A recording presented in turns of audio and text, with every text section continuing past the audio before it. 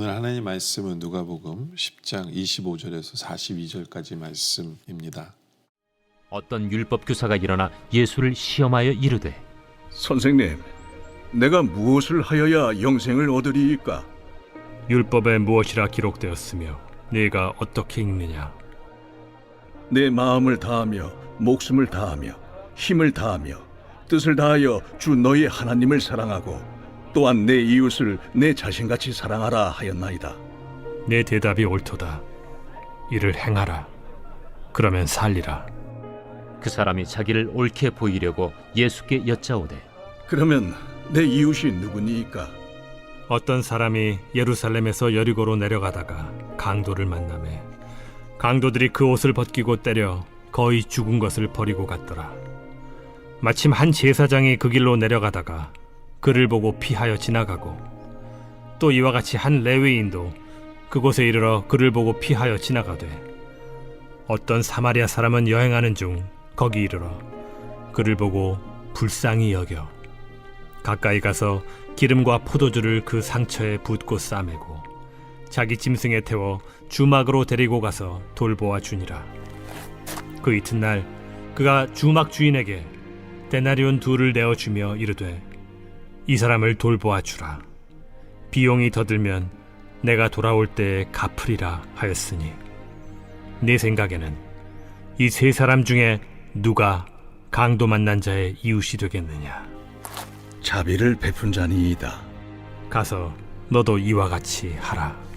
그들이 길 갈 때에 예수께서 한 마을에 들어가시매 마르다라 이름하는 한 여자가 자기 집으로 영접하더라. 그에게 마리아라 하는 동생이 있어 주의 발치에 앉아 그의 말씀을 듣더니 마르다는 준비하는 일이 많아 마음이 분주한지라 예수께 나아가 이르되 주여, 내 동생이 나 혼자 일하게 두는 것을 생각하지 아니하시나이까? 그를 명하사 나를 도와주라 하소서. 마르다야, 마르다야, 네가 많은 일로 염려하고 근심하나 몇 가지만 하든지 혹은 한 가지만이라도 족하니라. 마리아는 이 좋은 편을 택하였으니 빼앗기지 아니하리라. 25절에 보면 어떤 율법 교사가 일어나 예수를 시험하여 이르되 선생님 내가 무엇을 하여야 영생을 얻으리이까? 라고 주님 앞에 질문을 합니다. 이 사람이 누구냐? 율법 교사예요. 그러니까 율법적인 생각으로 어떻게 하면 구원을 얻을 것인가를 질문을 합니다. 근데 이 사람이 율법적인 생각 속에 갇히다 보니까 영생은 내가 뭐를 해야만 받는 것이 영생이라고 생각을 해요. 그 생각 속에 갇혀 있어요. 그러니까 예수님이 나를 믿어야 영생을 얻어 이렇게 얘기해도 그 사람한테 안 통해요. 왜냐하면 그 사람이 갖고 있는 율법적인 생각은 뭐냐면 내가 뭘 해야 율법을 지켜야 구원을 얻는다라고 생각을 하기 때문에 그 사람의 수준에 맞춰서 예수님은 대답을 해주시지만 그러나 그 사람의 생각이 절대로 구원을 이룰 수 없다는 증명을 해 보이시는 거예요. 오늘 말씀을 통해서. 그러니까 예수님께서 이르시되 율법에 무엇이라 기록되었으며 내가 어떻게 읽느냐라고 얘기해요. 그러니까 네가 생각에는 율법에 어떻게 해야 구원을 얻는다고 써 있느냐라고 얘기한 거죠. 그랬더니 이 사람이 27절에 대답하여 이르되 내 마음을 다하며 목숨을 다하며 힘을 다하며 뜻을 다하여 주 너의 하나님을 사랑하고 또한 내 이웃을 내 자신과 같이 사랑하라 하였나이다. 두 가지 잘 지키면 두 가지 행하면 내가 구원을 얻는다라고 생각한다는 거예요. 이 사람은. 그랬더니 예수님이 그 사람의 수준에 맞춰서 28절에 대답했어요. 예수께서 이르시되 내 답이 옳도다. 이를 행하라. 그러면 살리라 하시니. 네 말대로 하면 구원 얻어라고 얘기하시는 거예요. 맞아요. 율법을 완벽하게 지키면 구원 얻어요. 근데 세상에는 율법을 완벽하게 지킬 수 있는 사람이 한 사람도 없어요. 한 사람도 없어요. 이제 주님은 이 사람이 율법을 완벽하게 지킬 수 없는 것을 증명해 보이십니다. 그러면서 어떻게 보이냐면 29절에 그 사람이 자기를 옳게 보이려고 예수께 여짜오되 그러면 내 이웃이 누구이니까? 자기를 자랑하고 싶어서 한 얘기가 오히려 올무에 걸려요. 올무에 걸리게 하는 거예요. 이 사람은 자기가 하나님을 사랑했고 이웃을 사랑했다라고 생각하고 나는 율법을 완벽하게 지켰다라고 생각하는 사람이에요. 바로 그 사람에게 너는 율법을 완벽하게 지킬 수 없어라고 주님이 이제 말씀해 주시죠. 그게 바로 30절이에요. 예수께서 대답하여 이르시되 어떤 사람이 예루살렘에서 여리고로 내려가다가 강도를 만나매 강도들이 그 옷을 벗기고 때려 거의 죽은 것을 버리고 갔더라. 어떤 사람이 강도를 만났어요. 그런데 31절에 마침 한 제사장이 그 길로 내려가다. 제사장입니다. 그를 보고 피하여 지나갑니다. 피해서 지나가요. 뭐 여러 가지 이유가 있겠죠. 왜냐하면 피를 만지면 제사장으로서 그날 제사를 못 드려요. 왜냐하면 부정하다고 율법에 써 있기 때문에. 또 32절에 또 이와 같이 레위인도 그곳에 이르러 그를 보고 피하여 지나가되. 뭐 같은 생각이었을지 몰라요. 혹시라도 죽어 있는데 그 사람 만지면 부정해지니까. 근데 어떤 사마리아 사람은 이방인이죠. 사마리아 사람이에요. 예, 자기들이 부정하다고 하는 생각하는 사람이 여행하던 중 거기 이르러 그를 보고 불쌍히 여겨 가까이 가서 기름과 포도주를 그 상처에 붓고 싸매고 자기 짐승에 태워 주막으로 데리고 가서 돌보아 주니라. 그 사마리아인이 돌봐 줬어요. 그 이튿날 그가 그 주막 주인에게 데나리온 2를 내어주며 이르되 이 사람을 돌보아 주라. 비용이 더 들면 내가 돌아올 때까지 갚으리라 하였으니. 그래서 잘 돌봐 준 거예요.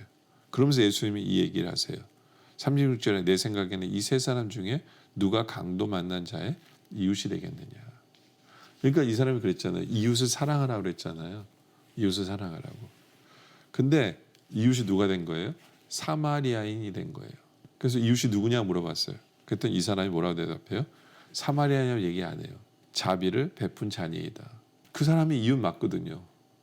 그때 사마리아냐라고 얘기를 할 수가 없는 거예요. 왜냐 자기들 스스로가 이웃이라고 생각할 수도 없는 사람이고 부정한 자라고 생각했기 때문에. 그래서 사마리아인이 자비를 베푼 자인이다 라고 얘기한 거죠. 그때 예수께서 너도 가서 이와 같이 하라. 근데 여기 문제가 발생해요.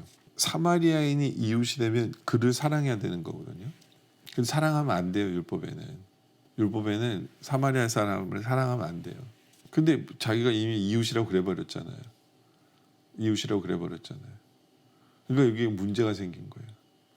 자기는 이웃을 다 하고 있다라고 생각했는데 다 이웃을 사랑한다고 있다고 생각해서 율법을 완전히 지켜서 나는 구원받은 사람이라고 착각하고 있었는데 주님이 사랑할 또 다른 이웃을 딱 보이셨는데 그게 사마리아인이에요. 근데 율법적으로 사마리아인은 사랑하면 안 되는데 내가 이웃이라고 그랬잖아요. 성경에 이웃을 사랑하라고 그랬는데 여기에 벌써 율법의 딜레마가 생기는 거예요. 그럼 나는 율법을 지키지 않은 거예요. 사마리아인이 내 이웃이면 그 이웃을 사랑해야 되는데 나는 사랑할 수 없는 거예요. 율법에 문제가 발생한 거죠. 예수님께서는 증명해 보이신 거예요. 시험하러 왔다가 자기가 시험에 들어요. 나는 이웃을 사랑하지 않네. 그럼 난 천국 못 가네. 난 영생할 수 없네. 나는 죽네. 이런 딜레마에 오히려 빠지는 거예요. 참 자기 지혜에 자기가 빠져버리는 그러한 모습.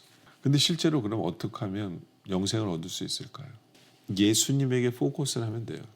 예수님에게 집중하면 돼요. 그게 이제 38절이에요.